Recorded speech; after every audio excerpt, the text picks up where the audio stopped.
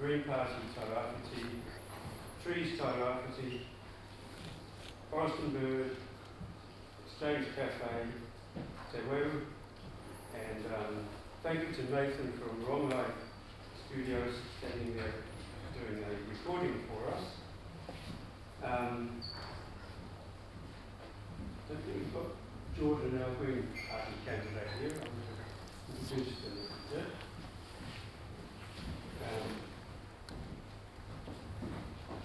I'll go now to, I'll ask Harley in a minute to come and introduce the Exchange Cafe, which is a bit of a new venture. Let's start the meeting with a little karakia.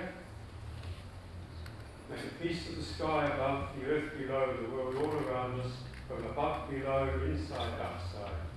Make peace bind us together. Kia tau te rangi Māori e o te rangi o Tunei, o Papa Tuanu Kute.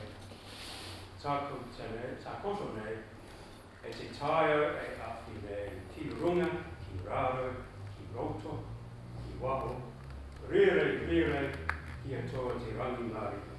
Hui e, tai. Okay.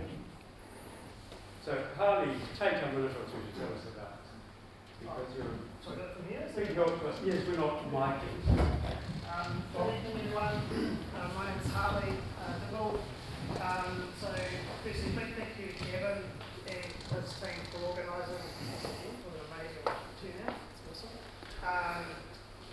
Myself and, Renee Rarua and a few others have been working on a new venture called the Exchange Cafe, and it's basically a platform and a set of resources to support these sorts of conversations, the regional conversations that we need to have about climate challenges and solutions.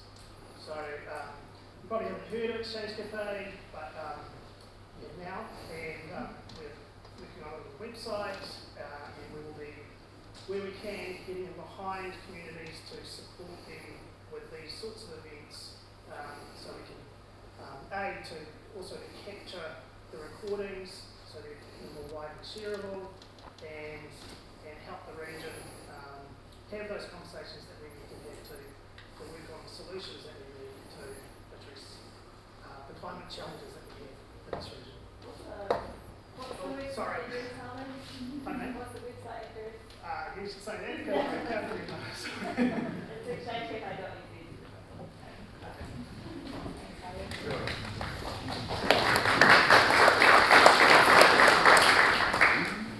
A little personal venture, just because you caught me at the right time to say this.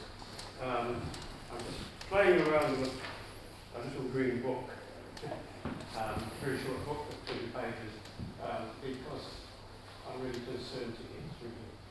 Trying to write this to suit young people, the fairly advanced teenagers and smart teenagers. I don't know if I'm writing at that level, but I love hardback rather than online. You can pass it to each other and you leave it lying around so parents pick it up. I have specifically said in here I'm writing it for teenagers, for young people, but it's all very simple and obvious that possibly only adults need to read it. And so I didn't have lots of copies and polish it up and do so, but if people are interested in perusing or just the whole idea of getting it out to a whole class or something like that, or one or two clever students are really motivated, who might like to give me some pointers on that, I will get copies to my email address is there, but you put yours down and I'll get it to you. So thank you. There's another one floating around here somewhere tonight. So we'll have a look. Another thing I wrote in here, let's get on to the topic of tonight, degrowth. There's a quote 2 years ago, June 2021, the editor of New Scientist in Britain wrote, what we need is COVID-sized cutbacks every single year from now on. So 2 years, nothing's happened yet in the way of cutbacks. that's just coming straight out of the world of science. So, we've had a wonderful day chatting to Mike Joy, some of us.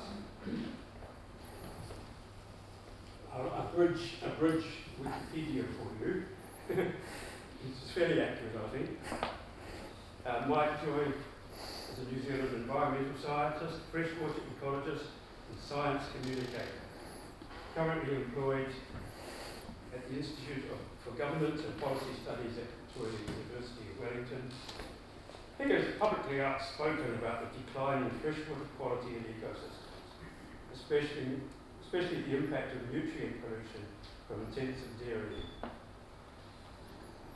This has led to awards from scientific organisations, as well as criticism from the dairy industry and former Prime Minister John Key.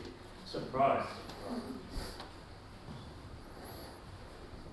Mike's master's thesis was entitled Freshwater Fish Community Structure in Taranaki, and then his doctorate was also on development of predictive models to enhance biological assessment of river systems and fish and the entire ecology, on which he seems to be stunningly well informed, if not a little bit shocking.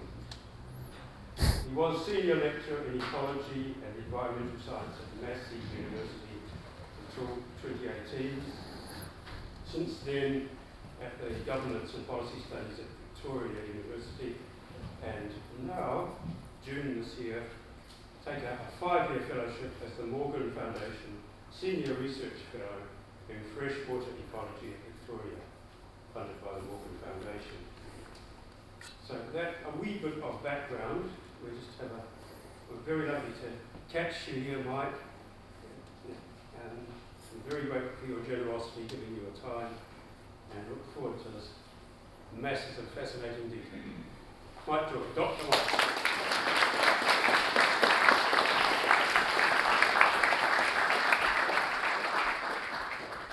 This is for the questions.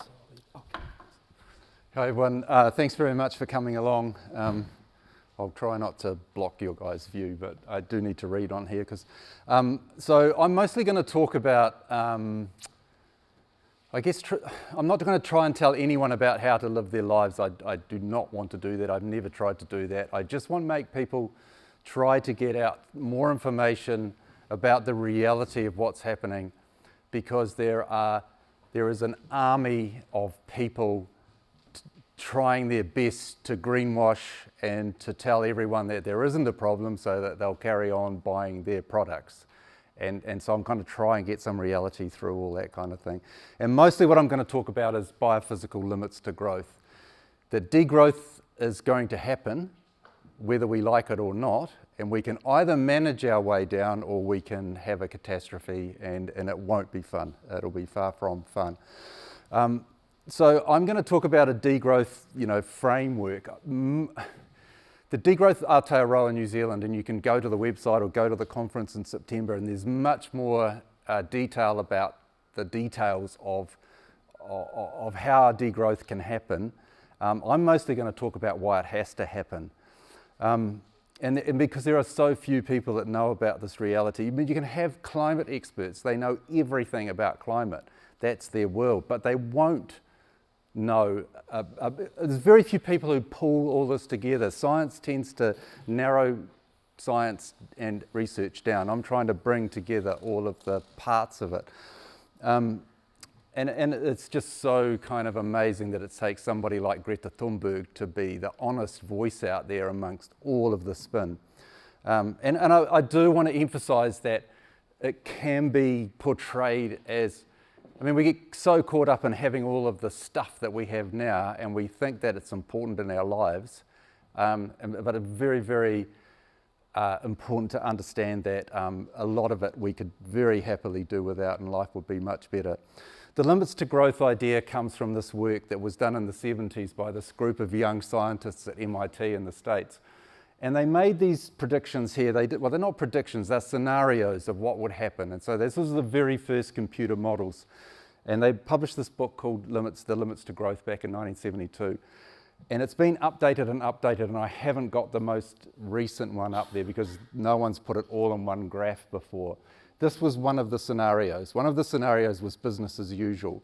And business as usual turned out to be bang on. So each one of those lines, where it goes heavy like that, is what actually happened. The dots are what the model said would happen. And so you can see, and if you just move that line through to 2020, those dark lines have followed those dotted lines. So the predictions have been amazingly accurate for the last 50 years. And I'm a modeler, and trust me, no other models have ever been that accurate. You know, this is just amazingly correct. And so you can see those inflections that are happening now. Between 2030 and 2050, there's big changes going to happen on the planet. And those who are looking around can see that happening. And really interesting that the last update in 2020 was done by Gaia Harrington, who is a partner in KPMG. So KPMG, if you don't know about, is a big consultancy, quite a conservative consultancy. And when someone who's one of the partners in that did her thesis on limits to growth, I think not believing that it was real, and then came out at the finish of her study finding out that it was incredibly accurate and completely changing how she talks. So just breaking those things down into some more, you can see just the inflections, that's just splitting them up. So environment, economy, and population, and what's happened and how accurate those have been. I'm part of this scientist warning. If you want to go get more detail, just Google scientist warning. There's more than 20,000 scientists who feed information into this group and have been calling, starting back in the 80s, calling on humanity to just, wake up. This is a real warning. All of these massive changes, especially in the last 3 or 4 decades when we've really gone crazy. And you get these scientists are inherently conservative, and they come out with statements like this: if the world doesn't act soon, there will be catastrophic biodiversity loss and untold amounts of human misery. This is what the scientists are saying, who are having to look at this stuff all the time. And I could roll these graphs out and go through each one of them, but you can see these massive changes that are happening on almost everything. And even getting scientists saying, using words like ghastly future.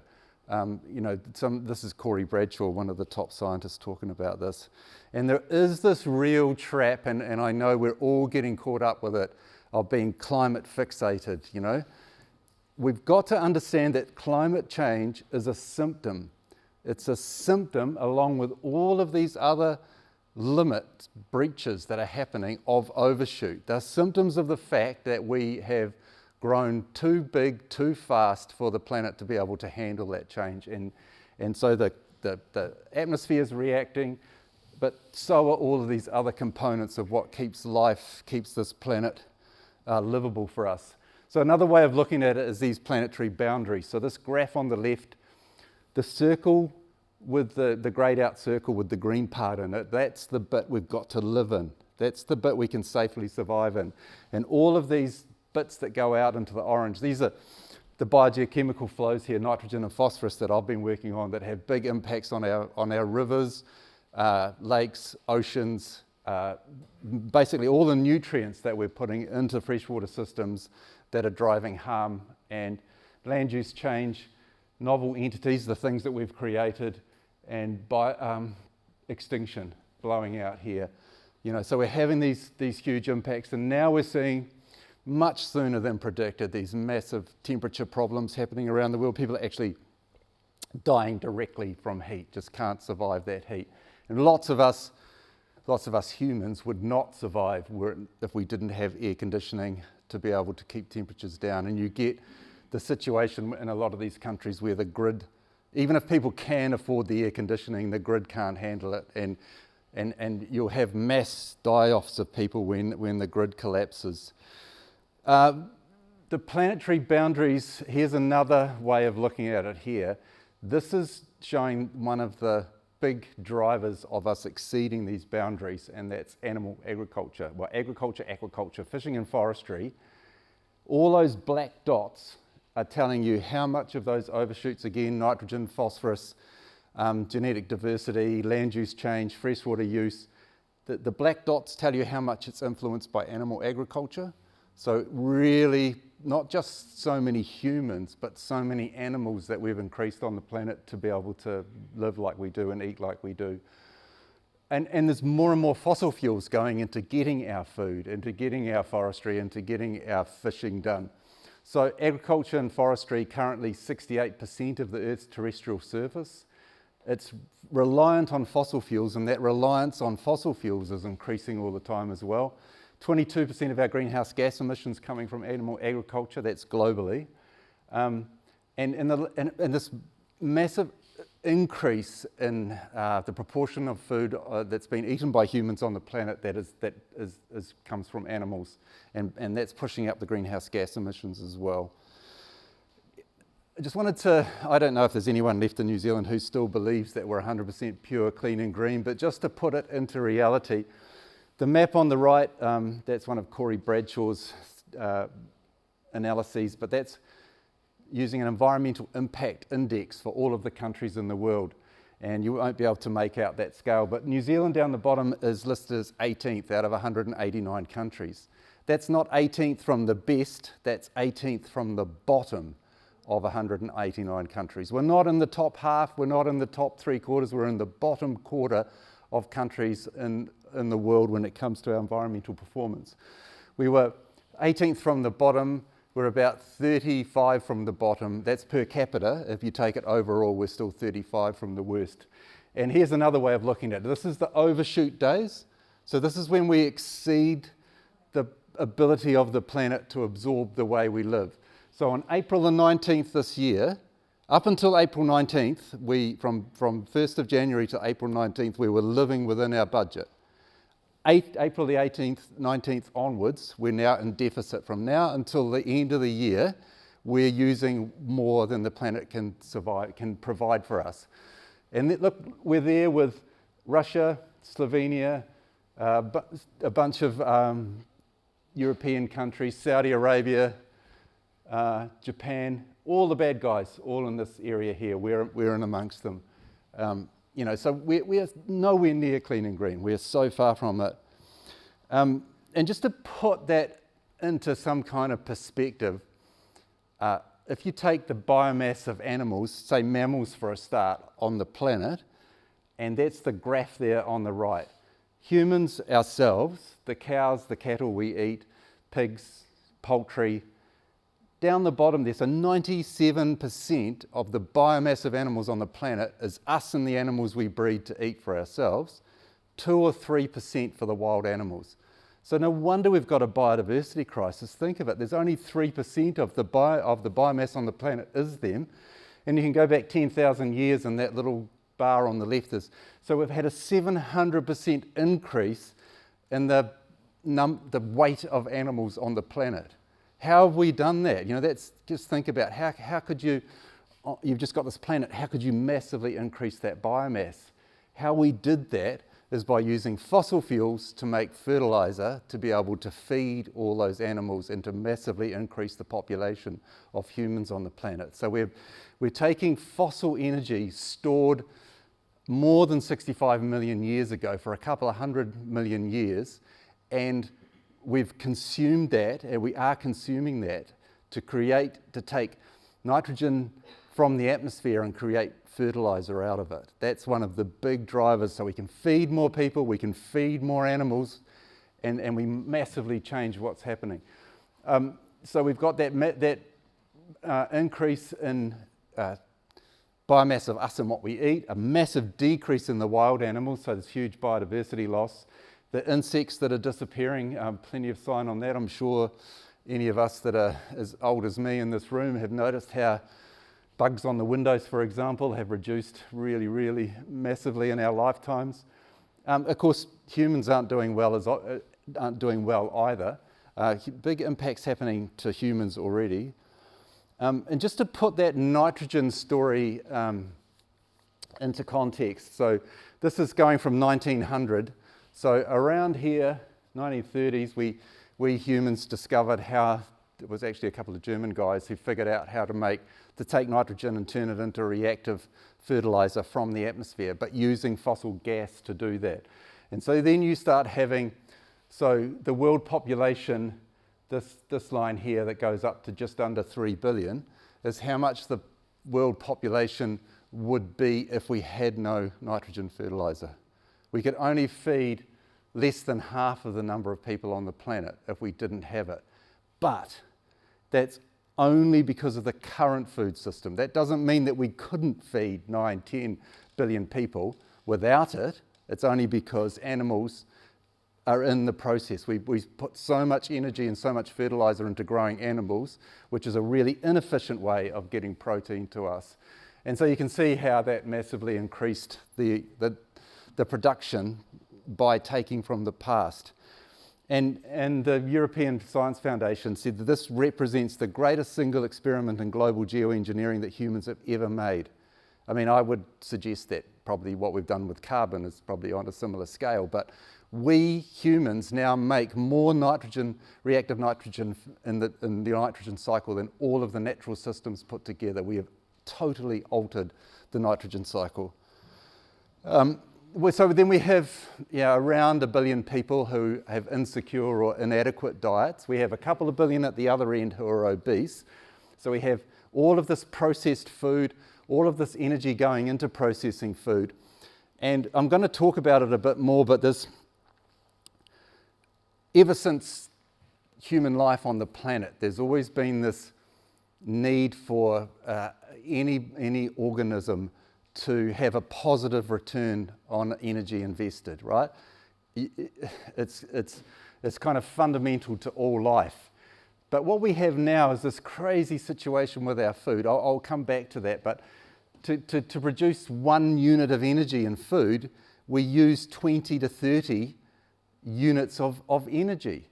It's completely the reverse. We used to get more back than we put in, and you'd have to, otherwise you wouldn't survive. Now, because of these cheap fossil fuels we can take from the past, we're eating the past to enable us to stay now. So in the USA, 1 calorie of food, 21 calories of fossil energy to produce that. So completely back to front. And this is what it looks like. So you won't be able to read that probably, but it's storage, food services, retailing, packaging, processing, transportation. The actual production of the food is this tiny bar down the bit of the bar down the bottom. All of this other stuff that we do, it's shifting it around the world, making it in fridges and things. And that's what we get out of it, that other side. All that energy going in to get this tiny bit back. Whereas if you planted some spuds in your garden, it would be the reverse, 20 times more energy than you would come out of it than you put in. But because of this crazy system we have, it's back to front. So our food system is a big part of the problem. It's exceeded the limits. Dependent on fossil fuels, and that's harming the atmosphere, the water, and the land that I mentioned. We're eating the past, so the world we live in now that we take for granted is utterly dependent on fossil energy, and we're talking about having to decarbonise, right? So how are we going on our decarbonisation?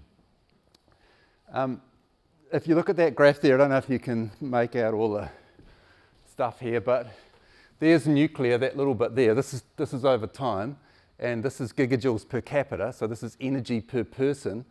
This little bit here is renewables. That's biomass, wood and stuff there. Coal, oil, gas. Only a tiny proportion of the energy in our lives comes from renewables. And people say, oh, but here in New Zealand we're 80% renewable, right? We're 80% renewable electricity. That's only a small part of our total energy use.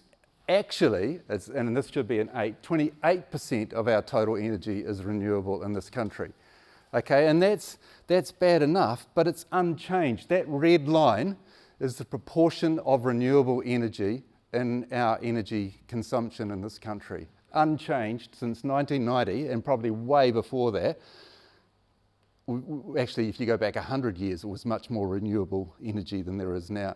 We're not winning. As fast as we're building all of these wind turbines and solar panels and all that kind of stuff, as fast as we put them out there, we've increased our consumption. So we're not displacing fossil fuels, we're just adding to our consumption the whole time. So we just, and think of all the harm that's been done. in installing all that stuff to achieve nothing, because we haven't got any closer to decarbonising. And just to give you an idea, this is my lifetime, that's when I was born. This is per capita energy use in New Zealand. So in my lifetime, we've more than doubled our per capita energy consumption. And that's the problem. That's why we don't win, because we keep adding more gadgets and shit to our lives that we didn't have in the past. The only upside to that, though, is that I can see a couple of people in this room who are as old as me. So we know what it's like to live with less than half the energy that we have now. And it wasn't that bad. It wasn't the end of the world. We maybe you romanticize looking backwards, right? But it was fine without all that energy. So there is good and bad. So basically what we've done in the history of humans is go from biomass, and then we found, along the way, we found coal, so buried hydrocarbons. And this is the progression that we've had. So to understand how we're going to progress to a fossil-free future, or a carbon, stop emitting all this carbon, is one of the things you need to understand is density, energy density. So this plot here is this is megajoules, so a unit of energy, and on the x-axis is the weight of it, and on the y-axis is the volume of it in litres. So that bunch up in the top there that I put the pink circle around are all of the things that we use for transport at the moment. So there's diesel, oil, jet fuel, petrol. Notice the vegetable oil up there as well. Then you come down through the different grades of coal, liquid hydrogen way out the side there, because it's heavy and it's quite low in energy. But a couple of things to notice here. Those down the bottom corner, right and dumped in the corner there, is the battery technology, so lithium-ion and lead-acid batteries. And you'll understand this. If I wanted to drive from here to Wellington, I could do it in my Corolla on less than 60 litres of petrol, which would weigh less than 60 kgs. If I wanted to do it in an electric vehicle, I would need 600 kgs of battery, at least, to get me there. That's the kind of difference that you'll easily understand in energy density. A tank full of petrol that I could pick up like this will get me to Wellington. You need a massive car to carry the battery that would do the same thing. That's energy density. So just to understand that all of the aircraft and everything have to be that level of density up there where the fossil fuels are. You can do it with biofuels like vegetable oil. The problem is that if you take into account all the energy that you need you need the land, you need the tractors and everything to grow the crop, to harvest the crop, to take it to somewhere, to process it, to do all the stuff, to put it in a tank, to take it somewhere, to burn it. You end up using as much energy as you get back from it. So you may as well not bother and just burn the fossil fuels in the first place, and not waste all the land that you use trying to grow the crops to make your planes fly, because you're no better off in the end. So it works. This is where the spin can, people can bullshit you. They can tell you, but we'll just fly around the world on biofuels. No, we won't, because it won't work like that, because we might as well just burn the fossil fuels, because we're no better off and save the land. And hydrogen, the story I could spend all night on just how much spin and bullshit there is around hydrogen. It is useful and it will be part of our future, but it cannot replace jet airliners or anything like that. Its energy density is way too low. It's not an energy source, it's just a transmission. It's a way of taking energy from one place to the other, but an extremely inefficient and leaky way of doing it. Just another way to try and get just a little bit of basics around energy to try and help get your head around it. This is the idea of converting energy into something we can understand, like human power. So you can Google this, it's really funny.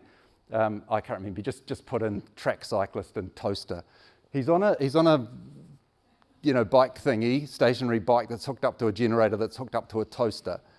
And this guy's huge, like honestly, his thighs are as big round as me. And he gets on this thing and he goes for it, and his sweat's pissing off him. He basically falls off this thing, and you pull out the bit of toast, and it's just brown. One bit of toast. And he's pushing out 690 watts. If you get on an exercycle or if you're ever at a gym, switch it on to watts. I can do flat out maybe 110 watts. You know, so he's doing 6 times as much as me, but the average person, it's like 100 watts that you can produce, which would just, you know, an old-fashioned light bulb. So if you convert that and the idea is to energy slaves, so that we understand, convert everything to human equivalents so that we can understand it. Like a tank full of gas or a barrel of fuel has the equivalent energy in it as 4 years of human work. So you're pushing out 100 watts a day for 4 years is what's in a tank of gas. So we pay, I don't know, $100 to get for a slave that doesn't need feeding or watering or a house, a slave for 4 years for $100. It's such a bargain. We just take it for granted. We get all grumpy and sit in our cars in traffic jams and stuff like that. It would take 100, way more than the people in this room, to push your car along at what you just take for granted, sitting there with your, you know, leaning back in the seat.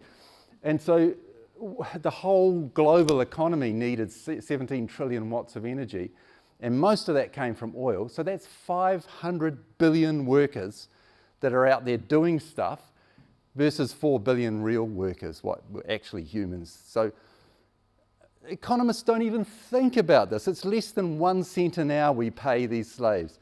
All these economists in Wellington talking about productivity. I mean, one man with a spade versus one man on a digger. The digger guy does the productivity, a massive increase in productivity, but it all comes from the fossil fuels. You know, and economists don't even think about this stuff. It's so crucial to what we're doing. Okay, so I'm just trying to get that kind of reality around it, so we have to move away. I touched on this before, this idea of energy return on energy invested, and it's so crucial to understand. So this is the example. The leopard chasing the warthog or whatever it is. If he runs around all day and doesn't catch it, and then the next day he runs all day and doesn't catch anything, you know, like within a couple of days he's dead. He's going to be. Yeah, it's key to life that we get more back than we put into it. I did my work on native fish in New Zealand, and on migrating native fish. Why do you know, the galaxids have a stage where the juveniles go out into the sea and spend 6 months and then come back up into the rivers? Incredibly dangerous, risky thing to do. Well, it turns out if you do an energy analysis on it, for every unit of energy they expend in that process, they get 14 units back again. That's an EROI of 14. That's why they do it. It's worth it to get out into that more productive biome and bring that energy back into the system. It's the key to everything that we do. It's the energy return on investment that is so important. But the thing is that in the so this graph that's showing it declining there, that's energy in return on investment. And when we first discovered oil and it bubbled up out of the ground like in Taranaki, it actually came up to the surface on the beach at New Plymouth. The energy return on investment was really high. You might put 1 unit of energy into capturing it and processing it, and you got 100 back again. Then in the 30s and 40s, the 50s, the Second World War, it was about 70. Globally, it's down to about 14 now. For every unit of energy we put in, we only get 14 units back again. It's the same as, think about fruit on a tree, you know. You can walk around and just pluck some, but eventually you've used up all those ones. Then you've got to get a ladder out to get the next lot and the next lot. Everything that we harvest starts off easy and gets harder. And that's what is happening with fossil fuels. And this is showing by 2050, we will have to put in, it's basically 1 for 1. We have to put in so much energy into getting the energy back again, it's hardly worth it. And it's worse than hardly worth it, because what happens is, if you watch this little graphic, it's flicking over from year to year here. And this is just showing how much energy goes back into getting energy. And the thing that you'll see, as more energy has to go back into getting energy, that little red arrow at the end there is getting smaller and smaller and smaller. That's the discretionary money in the economy. When you're getting lots back, it's like, I don't know, you invest in a house and a year later it's worth 10 times what you invested, right? You've got lots of spare money. If you invest in something and you're not getting anything back on it, then you've got no spare money. But that's what's happening with energy. So, and we're seeing this happen. As the return goes down, you have to put more and more effort into getting it. So this is what we're seeing here. You start off with that easy oil and then it gets harder and harder and harder. You get into fracking and you get into tar sands where the energy return on investment is so low they would not be doing it. Most of those companies are going broke. They only do it because they're not having to pay the true cost. They get the roads for free and all of the other stuff to make it worthwhile. What's happening in concert with that, and is actually, it makes everything twice as bad or more than twice as bad, is this resource pyramid for minerals. So in this example here is copper. So when we first started using copper going back hundreds of years, we've got all that, it used to be big nodules of it. You could pick it up, you know, an armful of the stuff. But then as we mine it out, you get into the harder and harder stuff. So now to get 30 tons of copper, this was one of the recent numbers that I saw, 50,000 tons of material has to be dug up and processed in a mine somewhere in the world to get that 30 tons. Next year, it'll be 60,000 tons. As it gets rarer, you have to spend more and more effort to get that copper. We can't electrify everything without copper, plus a whole bunch of other things. So the energy we need, they all have to be dug up with fossil fuels. They all need fossil fuels to get them. And so you've got these two things acting together. More energy required because you have to put more energy back in. More energy required because you have to process more. Just makes it more and more impossible to be able to do that transition. So here, these are, so here's the number of people. There's the per capita energy. You know, I gave that example from New Zealand, but that's it for globally. And nearly all of it's fossil fuels. And then the graph on the right is the materials, the concrete and the steel and everything else, the non-renewable resources that we are sucking up to create all these things, plus all the other things in our life that we just throw away and replace. So we're massively increasing our take. So just to kind of sum up that energy thing, it's probably hard for you guys to see back there, but I'm really just going to concentrate on the top part there. Those boxes are showing roughly the proportions in our makeup of energy. So there's oil, gas, coal, and then going around the right-hand side, hydro, nuclear, wind, and solar. And the 3, 4, 5 right-hand things feed into electricity. Gas goes into electricity and directly for energy, and oil goes into powering all the machinery that we use.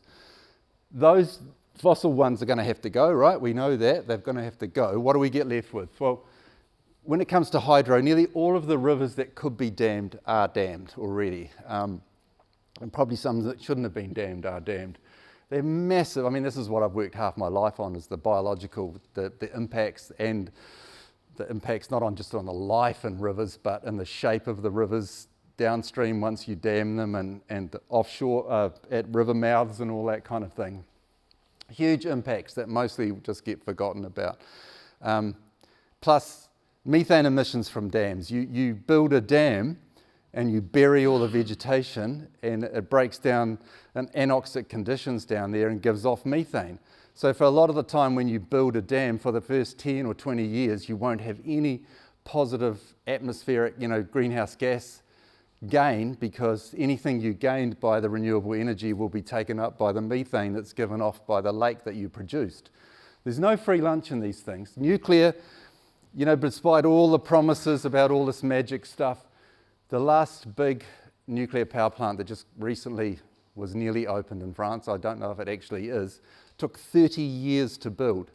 You don't just build these things overnight. They're hugely expensive. They're getting more and more expensive. They have a lot of fossil fuels going into building them, and you've got a problem with the waste still. Wind, you've got massive environmental and material footprints to build them and to install them. I've been involved in consenting a whole bunch of wind farms on the Tararuas, and So I got to go into some of the detail of the amount of concrete that goes into the bases of them. Already, just in the 20 odd years since I was in the process of consenting those ones, they've had to be completely replaced in that time. So we've got to stop calling renewable energy renewable. It's rebuildable energy. Sure, the energy that it's capturing is renewable, but the infrastructure and the stuff that we build to capture it has to be rebuilt over and over again. Anyone who's got solar panels will know how long solar panels last. So you've got this big material footprint with solar as well, and they have to be replaced. And they're intermittent. You know, they produce the most sun, the most energy during the middle of the day when nobody's really using it, and so then we have to come up with ways of storing it. And there are real threats to the future as well. We've got biofuels, and I mentioned before, the EROI, the energy return on investment is so low that you just might as well not bother making them in the first place. Hydrogen I already touched on, it's a transfer mechanism, not an... And remember that all of these things are dependent on fossil fuels. We don't have renewable making renewable, right? It's all built through fossil fuels. We've got a budget of carbon left that we can burn to not burn ourselves, and it might not even exist, depending on what temperature you think we can survive in the future. And the only way we're going to use that bit of carbon that we've got left to build renewable, rebuildable energy is if we stop wasting it on, all of the crap that we waste it on at the moment. And just the impossibility from the fact that those materials do not exist. I mean, anyone will tell you that, okay, the ocean's full of lithium, so we'll never run out of lithium. Yeah, it's there, but the amount of energy that it would take to collect it and to get it into a usable form will be way more than you can ever get back from it. So the fact that something exists like peak oil isn't when we run out of oil. Peak oil, and has already happened, is the point where we're not finding it as fast as we're using it. And so it still exists, and it will exist for a long, long time, or forever, but it doesn't mean that it's going to be available for us to be able to use. Just to think about the technology, the material that goes into these things. So this is some of the work from Simon Michaud. This is how many, I'm not going to try and say how much that is, 4 zillion tons or something of copper we would need. Only 19% of that amount of copper actually exists on the planet. So this is the kind of reality, and people, they have the best intentions and they work in this area of renewable energy, but they're not looking, and they don't need to or want to see the bigger picture of how this is going to, whether it's possible. This is just looking at the materials that go in to produce 1 terawatt of energy, just to compare coal, gas, nuclear. Then it's hydro, solar, wind, and geothermal. So massive amount more material to go into these things. We've just had it so easy with fossil fuels. We imagine that we're going to be able to just switch from fossil fuels to some new magic.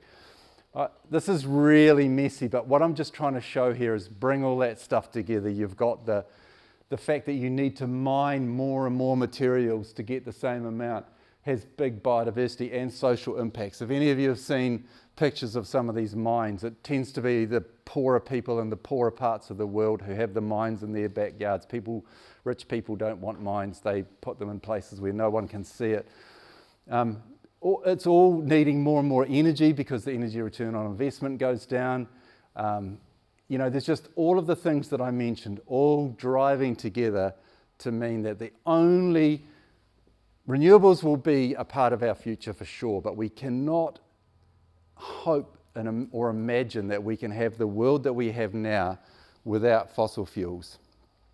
And one thing that struck me along this understanding, because I would have been the guy up here 10 years ago saying we need more EVs and we can do magic this and magic that, until I looked into each one of these things and brought it together. But then I had this sudden realization that if somebody found this energy source tomorrow that magically would power society without any harm whatsoever to greenhouse gas emissions or anything else, would we be better off?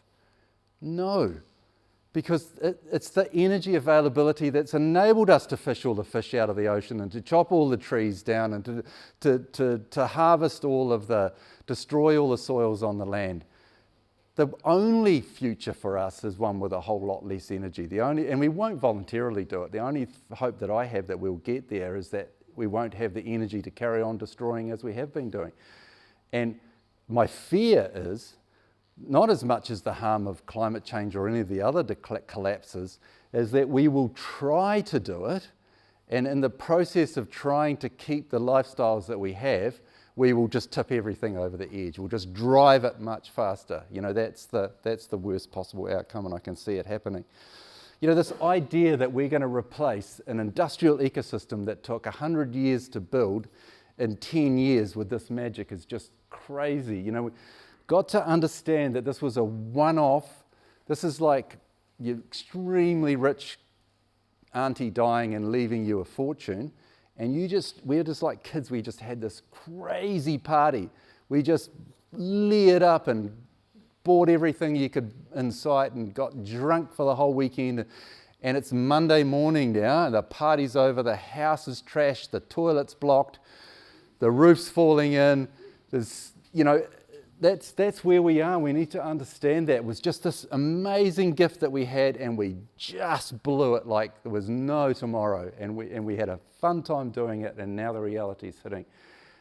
How we think we're going to do that, we've got declining energy return on investment, declining mineral densities, unprecedented human population, deteriorating environment, all these limits that we're teetering on, plus the conflicts that are coming up and you know, diseases, COVID, all of that kind of stuff.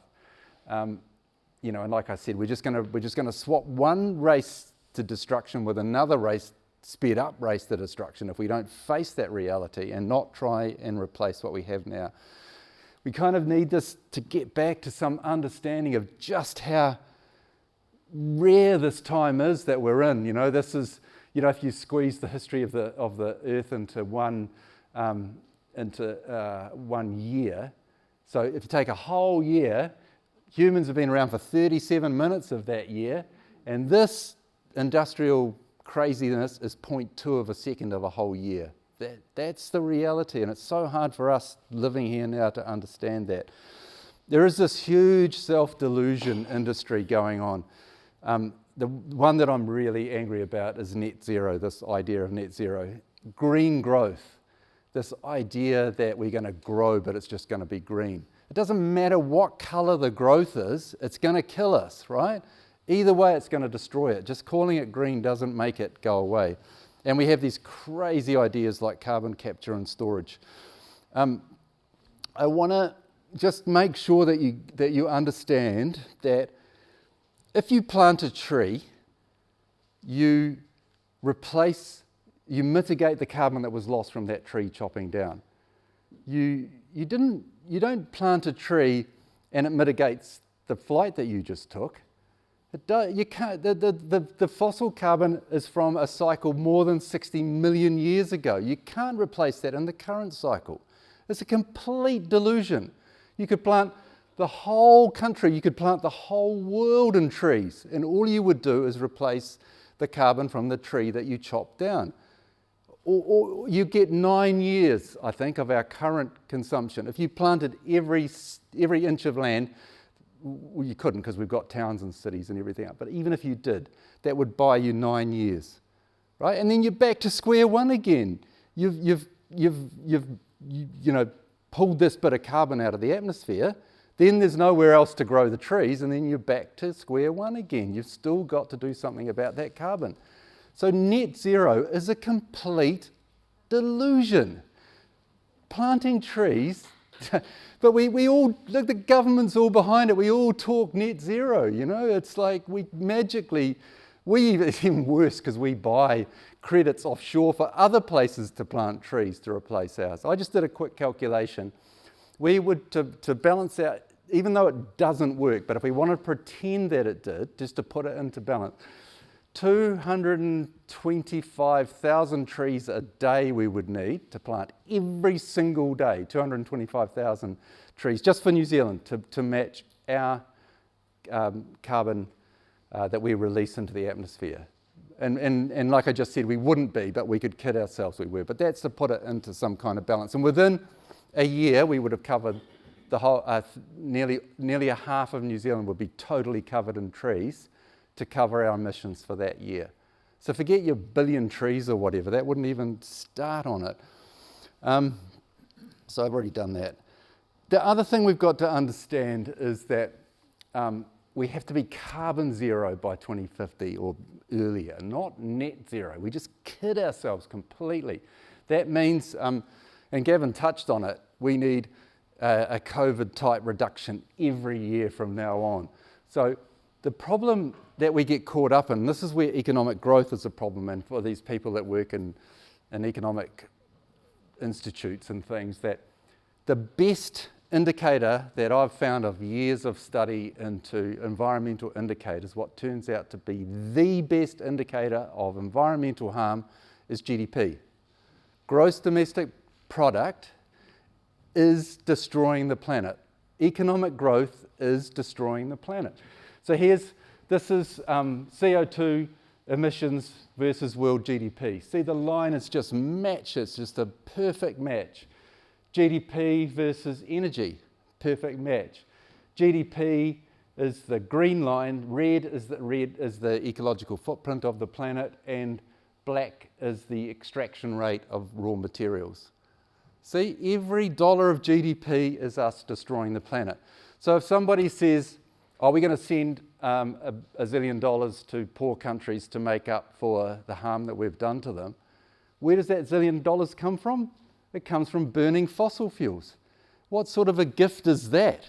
We're going to destroy the atmosphere even more to give them some money. Just forget it. It doesn't work. The only way we can help out the global south, which is just a way of talking about the poor people on the planet, is by us reducing our consumption. It's really, really important to understand that that's where we are.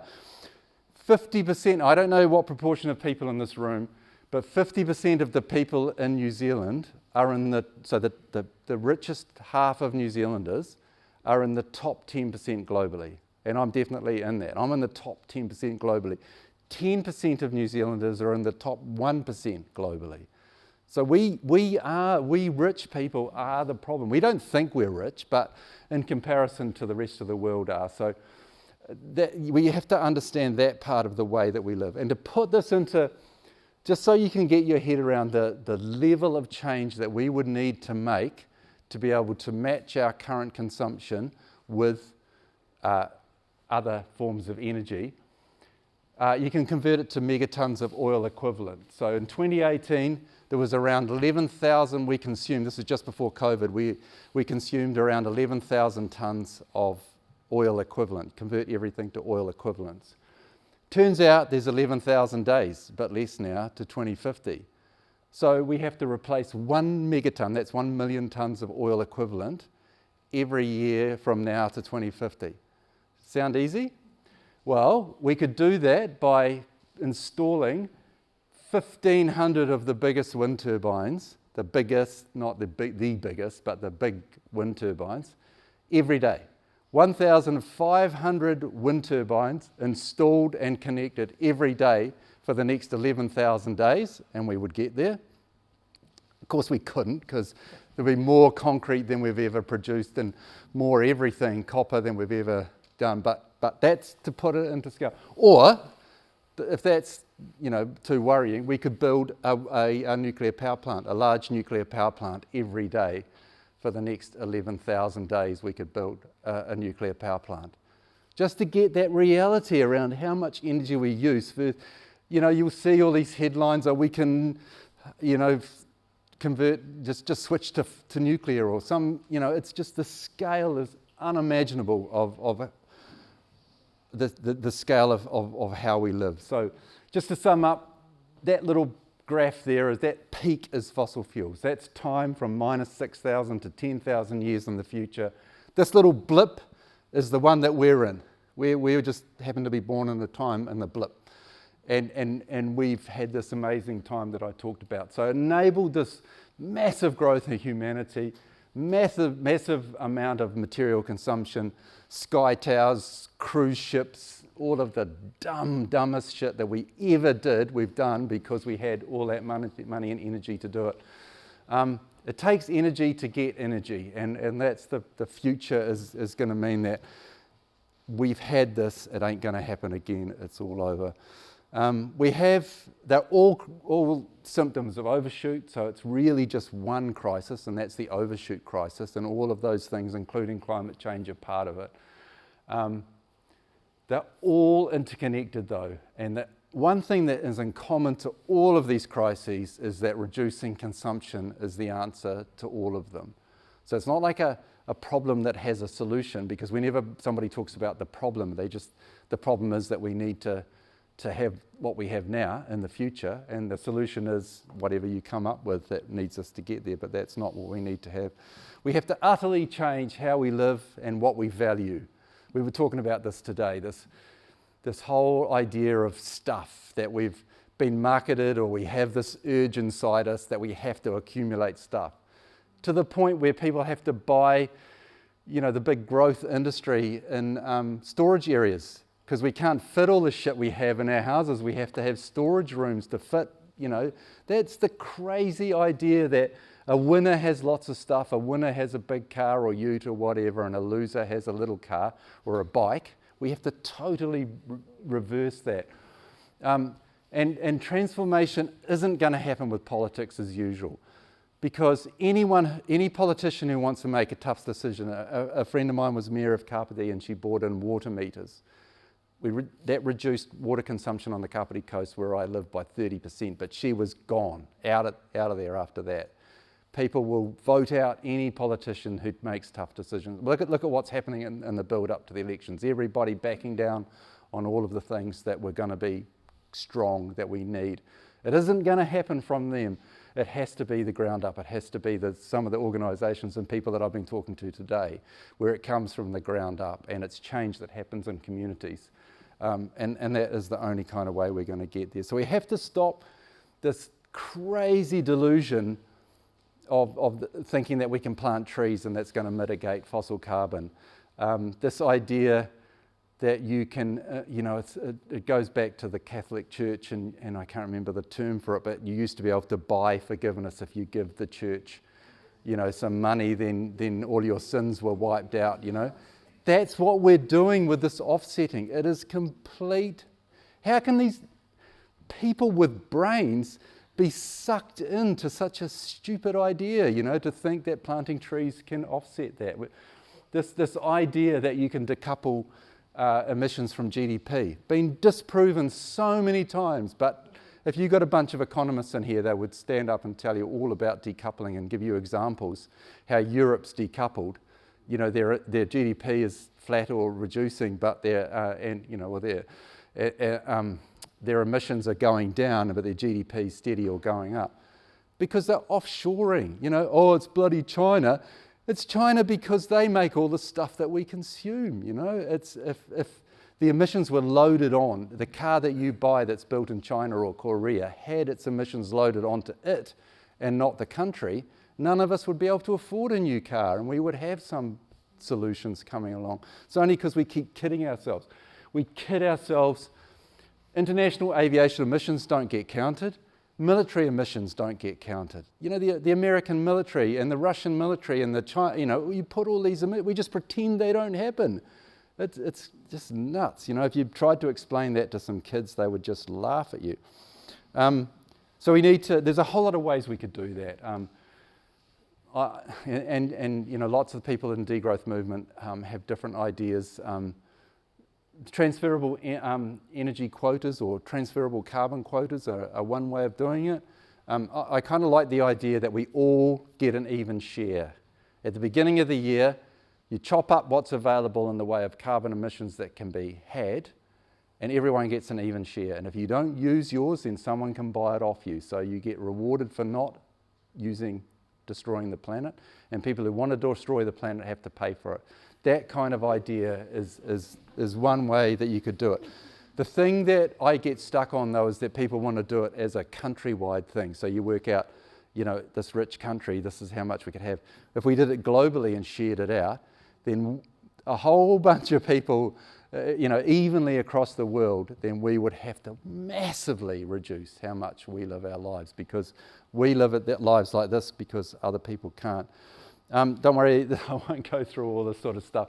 But there are solutions in the form of regenerative food production. There are much better ways of growing food and making food and getting fossils out of it.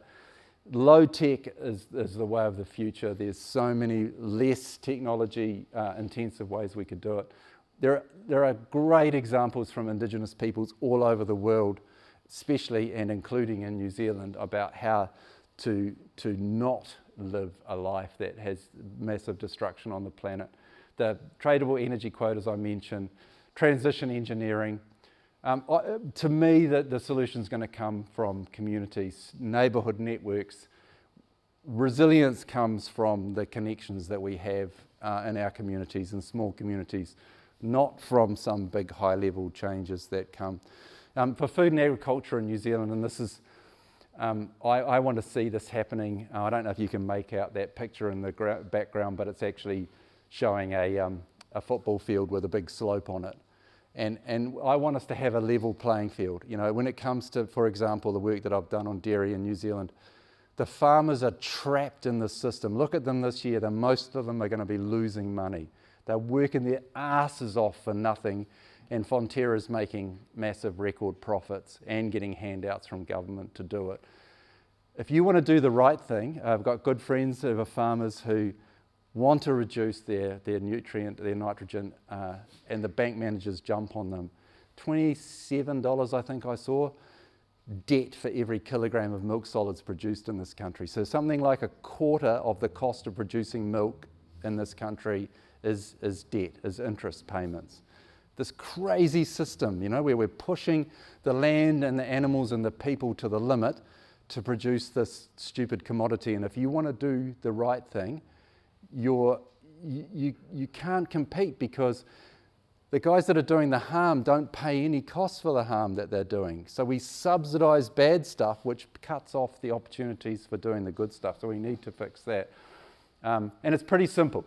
No food systems that are local. I mean, Tairāwhiti could be a fantastic place for that. The best way to understand, and Gab and I were looking out over the landscape up at his place, and it's plastic out. I see the landscapes turning into plastic with covers and all that kind of thing. The simple way of understanding any kind of food system is that the more stuff from the outside that has to go into it, the less sustainable it is, and the more stuff will leak out of it, whether it's plastics or nutrients or harm that's done. A natural food system cycles within itself. It doesn't require stuff from the outside. Monocultures are not part of healthy food systems, and the energy return on investment must be positive, which means not sending it off overseas.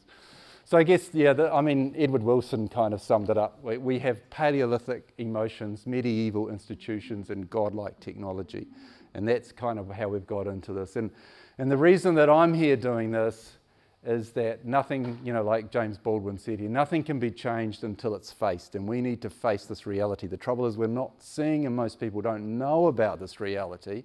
They get the spin and the bullshit, and so that, for that example I gave of the politician, the only way that you can do the tough decisions and not get voted out is when the people understand the need for the changes and the tough decisions, and then they won't vote out the politicians, because they will know that the politician's doing the right thing by doing that. The only reason they can't do it is because people don't understand it. That's why. And so just to come back to degrowth, it's going to happen. We've pushed everything to the limit. It's happening already, and all I'm saying with the degrowth is that that's a plan to manage our way down, rather than to wait till the train runs into us, And that's the end of my rant. Thanks for listening.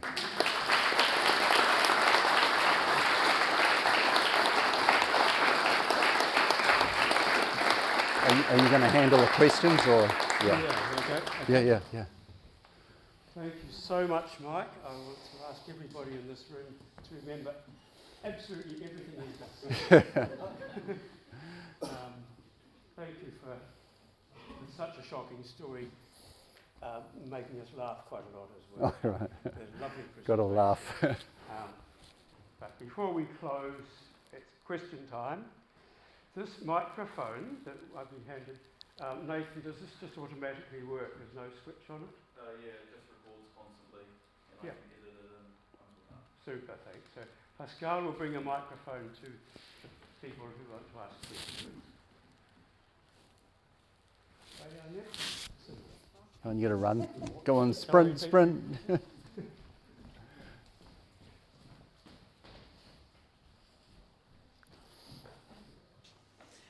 You said we are just bottom 16 in terms of using resources. I find that hard to believe. I've been to quite a few countries, which I think are way worse. And if you look at like South, that Comalco using aluminium, if they close the shop tomorrow, but our government gives them subsidy, so they just keep using huge amount of energy. So if they go say goodbye, we have got plenty energy from hydro.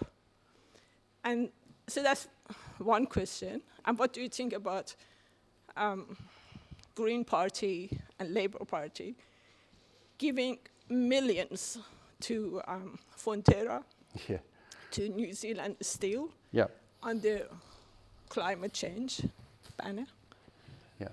And the other thing, your objection to nitrogen, is it just because it needs a lot of energy?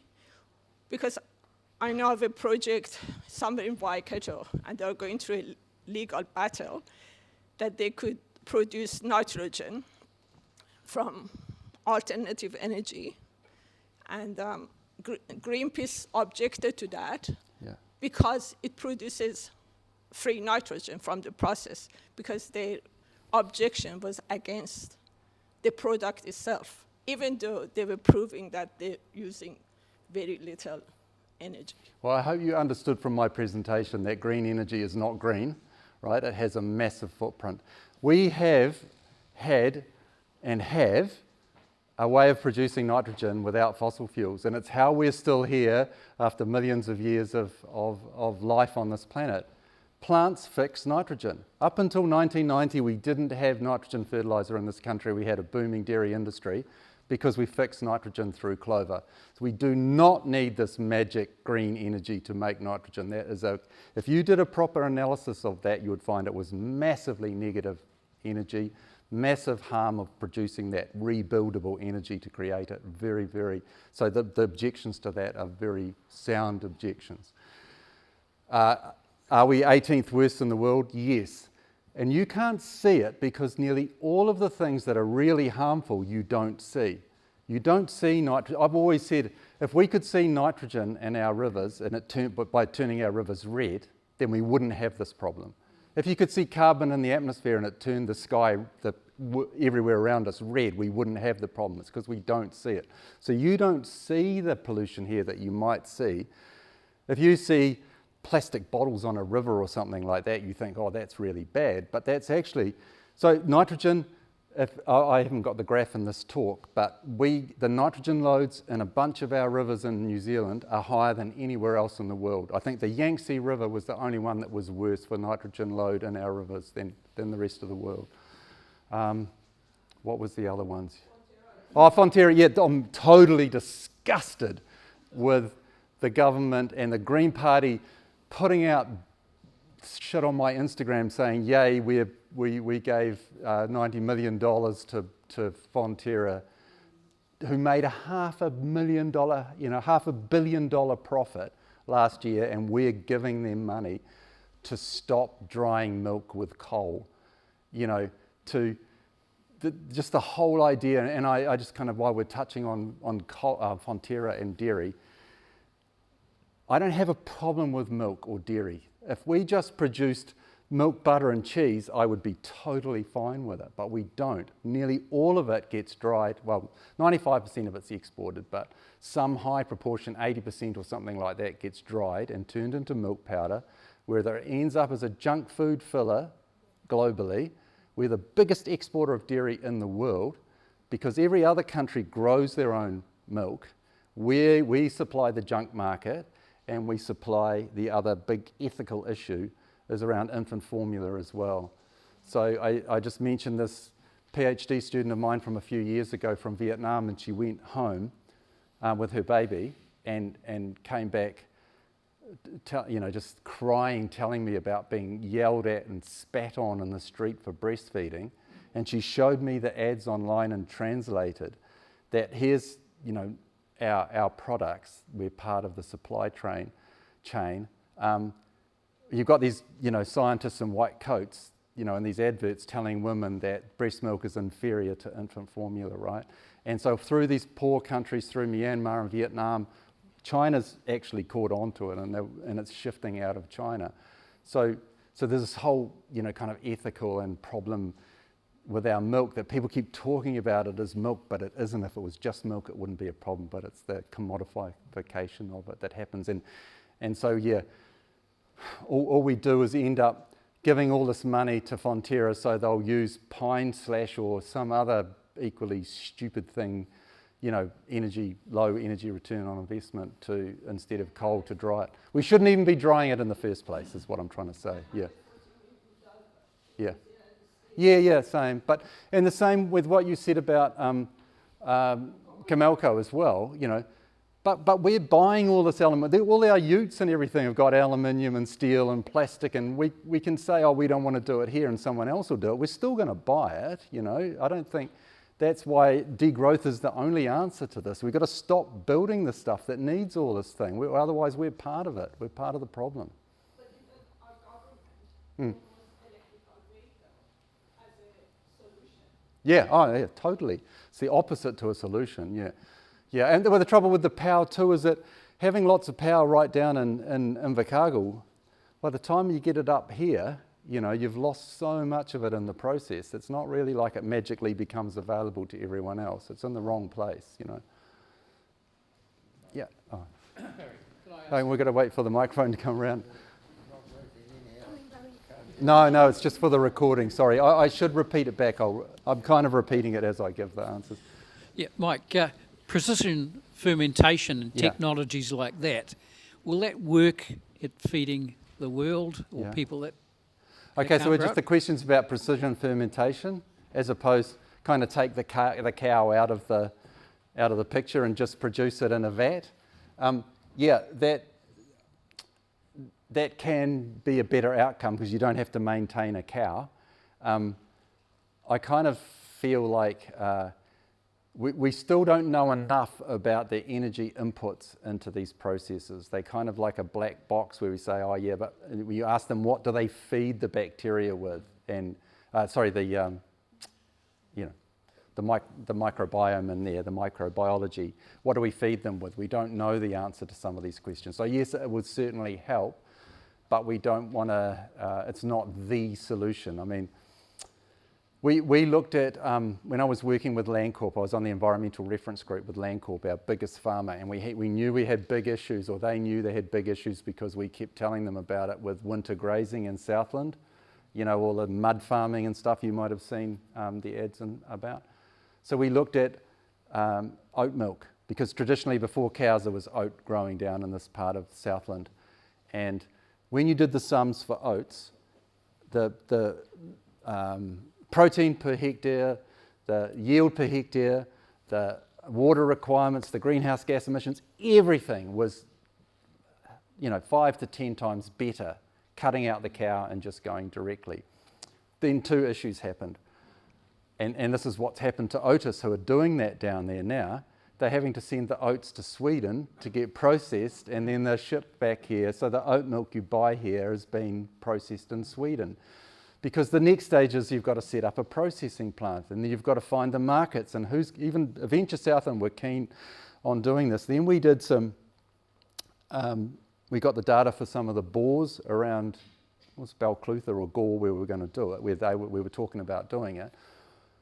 6 times the World Health Organization limit for nitrate in that groundwater there. So is just an example, because you need lots of really nice clean water to make this stuff, and that where we've kind of shut the gate on future options by what we do now. But back to your question, yeah, fermentation of these things are going to be better in many, many cases. All I was trying to make the point was that, do we actually need milk? It's a completely weird thing to do, to eat milk of other animals, to consume the milk of other animals in the first place. But yeah, so yeah, multiple, but definitely an improvement. Yeah. Okay, thanks. Cool.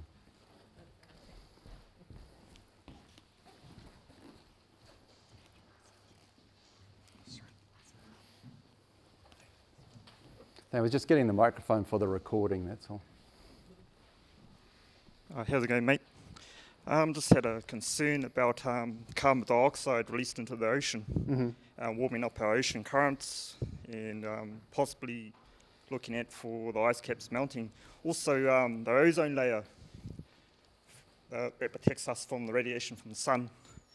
Is there been studies that scientists have been looking into it, like the neutrinos that comes from the sun that passes through our ozone layer is heating up the Earth in general, is why we have all this extreme temperatures on the planet? The extreme temperatures are by the heat being trapped. This is the global warming effect. What the ozone layer does is block out some of the ultraviolet light. So it's not so much the heat, it's what's in the light, and that's the stuff that does harm to us, causes cancers and all that kind of stuff. So there's two separate things.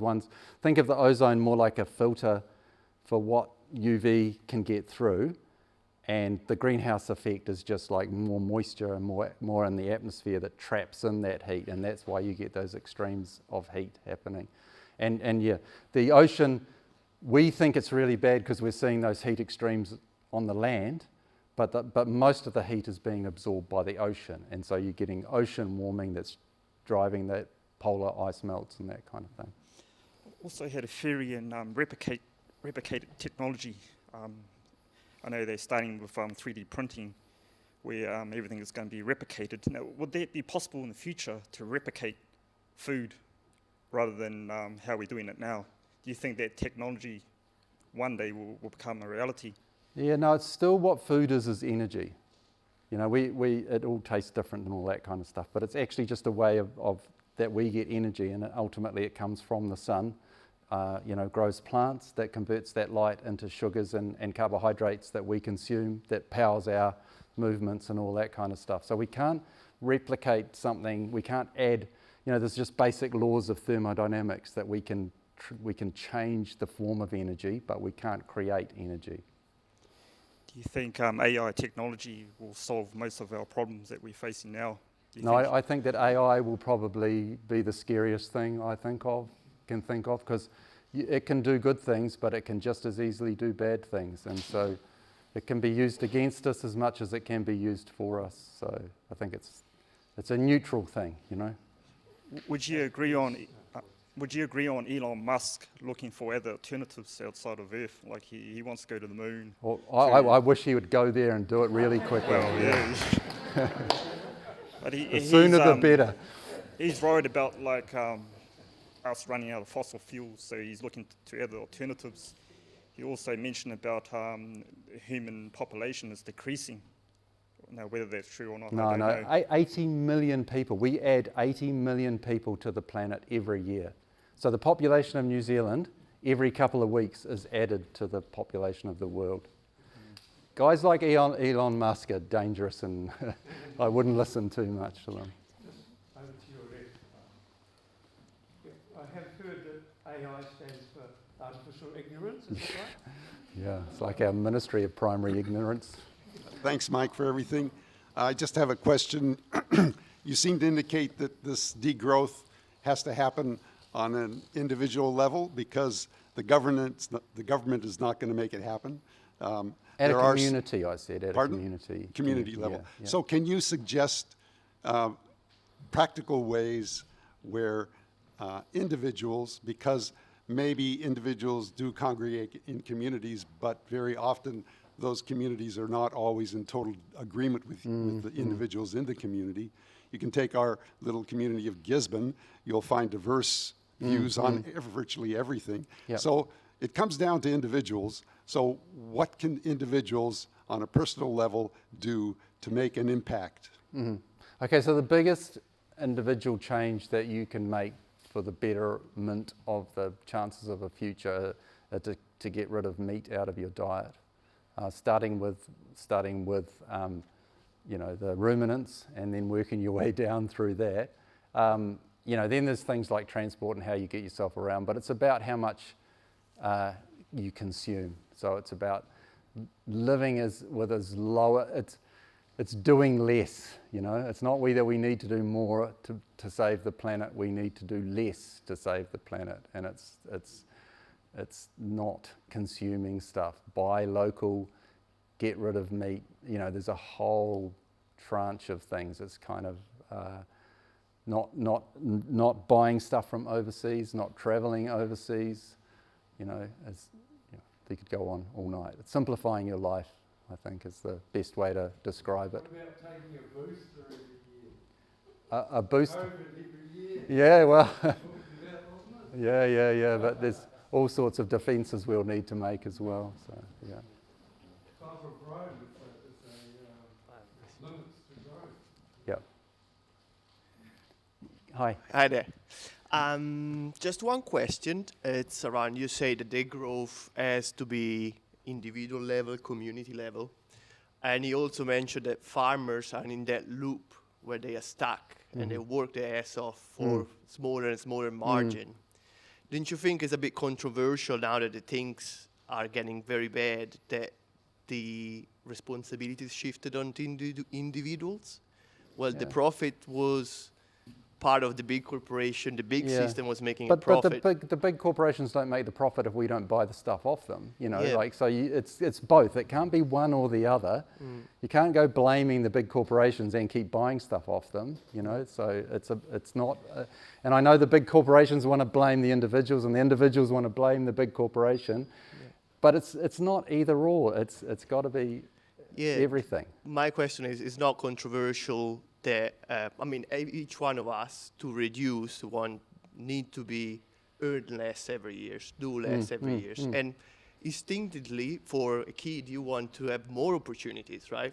Each one for our kids would like to be able to do more than what we have done. Yeah, that's what we've grown up with, but we have to change that view. And that's the paradigm, and that's the trap that we're in because of that fossil fuel blip, and we can't keep thinking like that.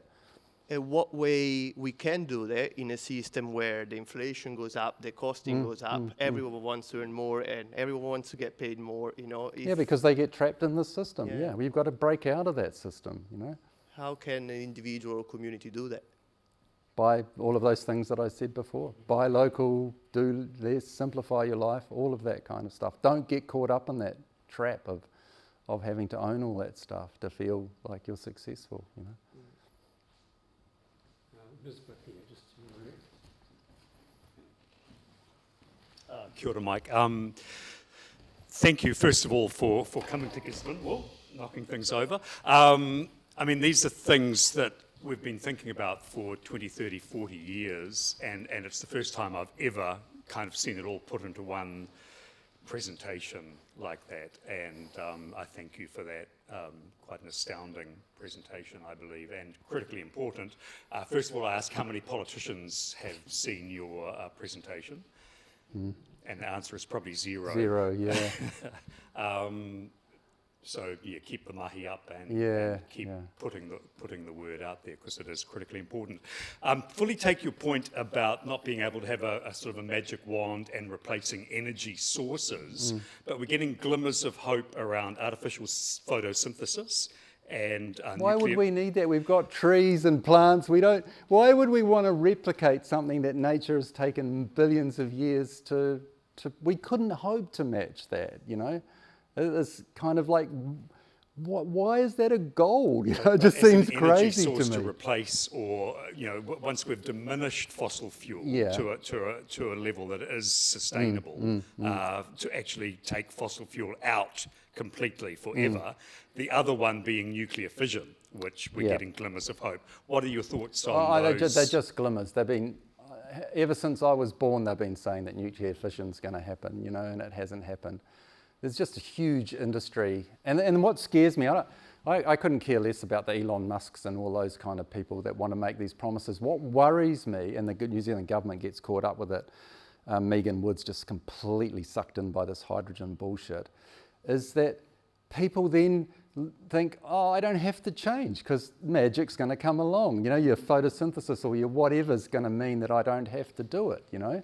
And so that means that's why we don't move, because there's always this promise that we can keep having what we have.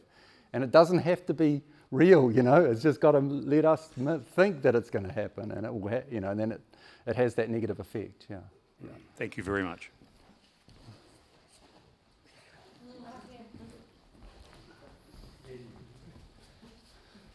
I just want to say thank you, Mike, for that. I don't have a question, actually. I just have an answer, which is I want to start a community bike workshop where we recycle bikes and get people on bikes.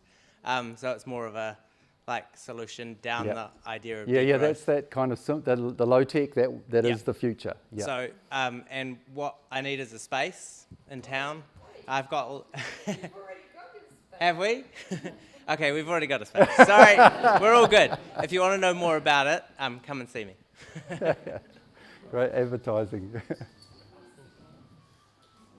Hi, Mike. My name's Isaac. Thanks so much for the talk. Three more that I can see. We might have to. Oh, sorry, four. Wait. 1, 2, 3 down the back. Cool. I hope I'm not too rambling with this. I guess my comment comes from your very last slide, where there's one little tiny sentence there talking about Indigenous wisdom. And so all of what we've talked about this evening is we're talking about, energy and trees and, I don't know, all these things that we've done, and oil and graphs and all this. And I think, which, is a big part of our Western wisdom, right, that gets us there. And I wonder, what is it about that separates Indigenous wisdom, all these thousands of Indigenous tribes around the world, from Western ideology and thinking? And what comes to me is, that connection with nature, seeing a tree as a being with a soul, the rivers, the mountains as ancestors, and, not just blips in the environment, and, seeing humans as a deep part of nature, not as a separation from nature. And I've been quite interested in a lot of how Western science is starting to catch up to these things, where there's a lot of stuff coming out there about how trees are conscious, trees have families, fungi communicate, consciously, and, a lot of the Western world would, I suppose, deny the existence of a soul, whereas that's a very common belief amongst every Indigenous culture around the entire world. And I just can't see how we can have any solution to degrowth without that kind of way of thinking. And I think that's where we all came from. Every culture, no matter how white your skin, you've got these deep Indigenous roots lying there with connection to nature and all this. And just wondering about your comment and whether there is much of this talk in the scientific circles at the moment. Okay, so what I am is my profession, my thing is I'm an ecologist, right? And so that's considered a Western science, I expect, but ecology is about understanding the interconnectedness of everything, and I might be a Western scientist, but as opposed to a chemist or a physicist or someone like that. I think an ecologist is a Western scientist whose science is very much embedded in what would be called Indigenous knowledge and understanding all those connections, and what you're talking about and what we're seeing here, and I can make graphs, and I did artificial intelligence to model some of the stuff that I was doing, all of that kind of stuff. Still, at its heart is ecology and interconnectedness. And what we're talking about and all the problems is about human supremacy. This idea that that we are more important than anything else on this planet, and we having stuff is the most important thing. But that spirituality and that connection again is part of that learning that we have to do. Yeah, totally. Yeah. Mike, before you fielded a question about individual actions, the premise of my question is that I think individual actions are too uncertain to produce radical change quickly enough, and that only government would have levers to make radical changes to the economy. So as you listen to the political parties making their pitches over the next couple of months, what policy would you most want to see a political party announce that would be along the line of the solutions you're talking about? Within the Green Party, there is a degrowth group, and I'm hoping that they're going to come up to the surface. The trouble is that any party that talked about what I talked about tonight will not get voted in. So, that's why I don't believe that we can get that. Like I said before, until we all understand this reality, then we will have governments that are brave enough to say the things that we need to do to make the change. At the moment, we're in this space where nearly everyone in the electorate doesn't know about this stuff, thinks that we have all this magic, that we can carry on living like we're living. So, yeah, we're just kind of trapped in this space. But I haven't seen anything from the parties that I know of that would make me want to vote for them. So I end up voting for the party that I hate the least, rather than the party that I really want to be in there. But that's democracy, I guess, yeah. So who's supposed to do all this dying? Who's going to what? Do the dying? Degrowth. Who's supposed Nobody has to die in degrowth. There's no need for it. It's the growth in what we consume, not degrowth in the people dying. Excuse me. No, but forget it. You've got the wrong person to talk about that with. Yeah. Hi, thank you for everything you shared. You touched on delusion, and we've been talking about individual change and responsibility. So my question is, so far, as you've been sharing all of this information, has there been anything, whether it's a tool or we touch on spiritual growth as well, that has enabled people you were having a conversation with to tap out of this delusion? Are there any tools that have allowed that kind of growth in capacity to hold the emotional stuff that is at stake here, to be able to make this shift in consciousness from a growth mindset to a degrowth mindset? All I can say is that I know people, and I'm not one of them. I'm as much trapped in this system as anybody, but I have good friends who do not feel the need to own things, to have property and all that kind of stuff. I know some people, and there's some in this room who degrow into tiny houses and declutter their lives and feel so much better for it. I mean, I guess I had the privilege in 95, 96, when I was just starting at university. I spent a summer down in the subantarctic islands, and I lived in a shed on Campbell Island for 3 months where the only energy came from a bottle of LPG gas and a 2-burner stove, and we had zero technology. There was no planes flying over, there was no nothing. The most amazing time of my life without anything. My escape and holidays and all that kind of thing is a 90-year-old Kauri sailing boat that I go out on. I mean, everybody, all the friends that I know, their idea of the best way to spend a holiday is to go tramping or to go camping or to go surfing or decoupling themselves from all that, So I believe that there's somewhere inside us, there is this want to live, to be like that and to rid ourselves. I dream of the day when I'm going to get my cell phone and I'm going to flick it across, see how many times it'll skim across the water, and my laptop as well. we're just so caught up in this world, and I think that, it's there inside us. We just have to get it out, I hope. I don't know how you get there, but yeah. Thank you. One more, and we will have to stop, but we keep mixing it forward. No pressure for the last question. Kia ora, thanks so much, Mike, for sharing this information.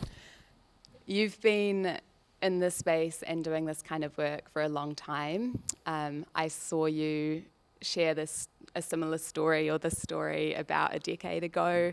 Correct me if I'm wrong, but I don't think that much has changed in terms of the key messages. Yeah.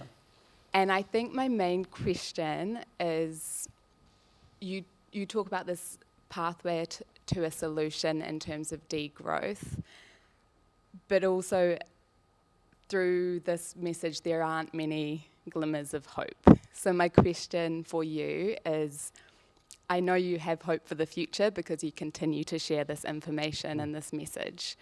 What is your source of hope? What gives you hope? Okay, and this is again where Greta Thunberg and I are in total agreement, because I was saying it and no one else was until she came along, that try hoping that you'll get lunch tomorrow.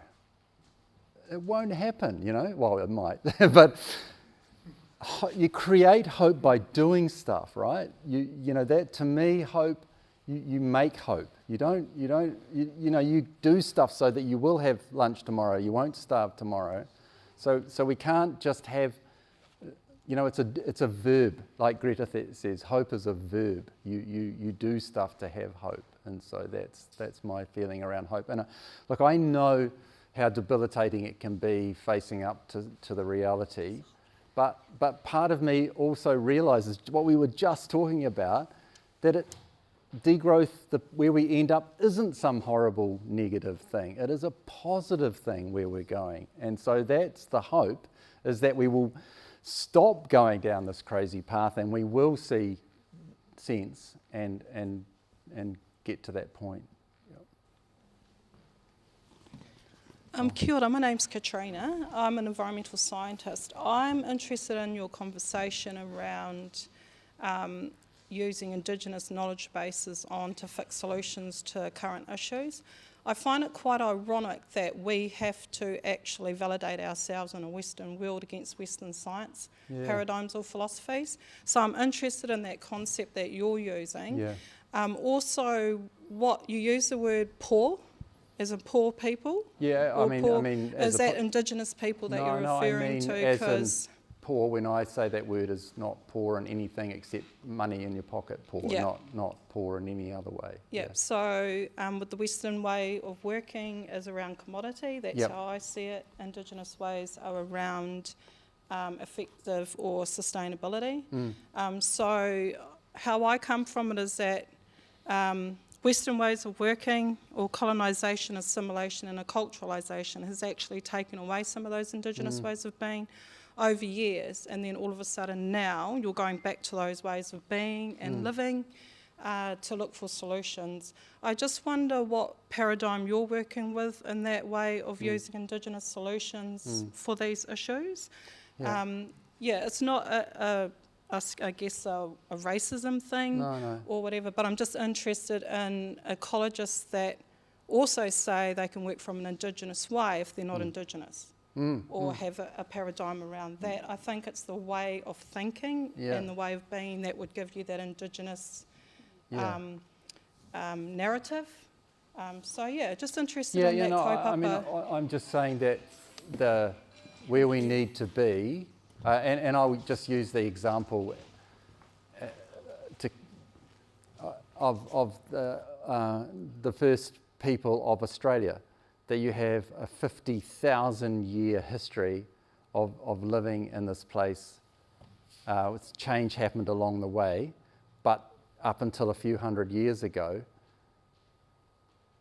unchanged, living with, in 200 years we have gone from that to destroying almost everything that the life supporting capacity of the planet. And so where we need to be is back in a position where we aren't destroying the future in the way that we live by taking from the past. It's living with the energy that's available every day, not taking from the past and not taking from the future in that way. So, and that is all those things about spirituality and connectedness and all of that kind of stuff that we've lost. Not all of us, but certainly, you know, in the Western world, we've broken away from those connections, and we need to reconnect again. To me, that's the understanding. Yeah, lost. Yeah, no, complete. Yeah. Yep. Yep. Yeah. Yep. Mm-hmm. Yep. Mm-hmm. Yes. Oh, yeah. No, I totally agree with you. Yeah. Cheers. Well, thank you. First of all, everybody here, I'd love to meet all these wonderful Tairāwhiti people and get to know you all better. For your interest in here and the conversation we've been having. Thanks for the idea we're going to have a new competition. Might be peculiar to Tairāwhiti. You know about skipping stones. Yeah. We're going to be skipping self. As long as you don't replace them. Before I forget, Nathan or Harley, you might tell us how will people access recording of this, because I would love to. Once it's edited, put it together, we can stick it on the Rangai YouTube. So subscribe. Rangai and YouTube, yeah. Or through Environment Centre or Exchange Cafe. Thank you. If you have a Facebook or another social media you'd like us to stick it on, you just send me an email. Yeah. Okay. I will just mention my famous green book again, because it tallies with so much that's been happening. And I'm not going to mention what it is, but there are ways in which the government can enable us. And so it's how top-down can help bottom-up, so we can save the planet and democracy and probably ourselves and our lives. We should close with a karakia in line with the recognition of spirituality, which I loved hearing you speak about, and it's something we're starting to do to be a more inclusive society, and in fact to sort of speak as one. And before that, applause. Thank you, Mark.